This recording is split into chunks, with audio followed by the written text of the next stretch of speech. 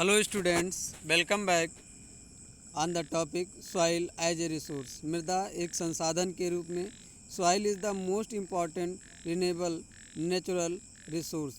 तो ये मृदा एक बहुत ही महत्वपूर्ण renewable natural resource है.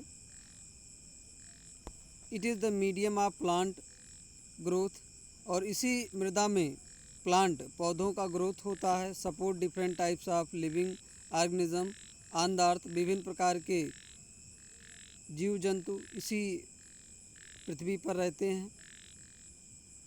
The soil is a living system. इस तरह से सॉइल क्या है? लिविंग सिस्टम है. सॉइल जीवन प्रदान करती है. It takes millions of year to form soil. तो मिट्टी के बनने में मिलियंस ऑफ ईयर्स लगते हैं. Up to a few cm in depth. तो कुछ सेंटीमीटर गहराई तक मृदा बनने में मिलियंस ईयर लगते हैं. Parent rocks are bed rocks. Climate relief. Parent rock are bed rock. Climate vegetation and other form of life and time are important factor in the formation of soil. Question आप लोग बना लेंगे. What are the important factors in the formation of soil. तो मिट्टी के formation में जो important factors हैं वो कौन कौन से हैं? रिलीफ. किसी जगह की रिलीफ कैसी है, जो धरातल की जो बनावट है उस पर डिपेंड करता है वहाँ की मिट्टी. Parents rocks are bed rocks. Climate vegetation.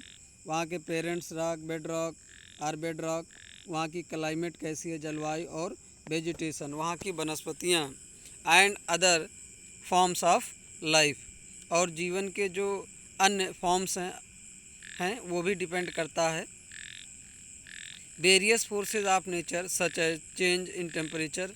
इसके अलावा जो प्रकृति की विभिन्न शक्तियाँ हैं, such as change in temperature, जैसे तापमान में परिवर्तन की वजह से. Actions of running water. तो जल के बहाव की वजह से. विंड हवाओं की वजह से. एंड ग्लेशियर्स की वजह से.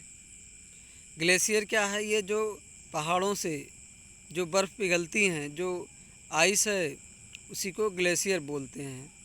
Activities of decomposers etcetera. तो डिकम्पोजर्स की एक्टिविटी पे भी डिपेंड करती है soil formation. Contribute to the formation of soil. Chemical and organic change.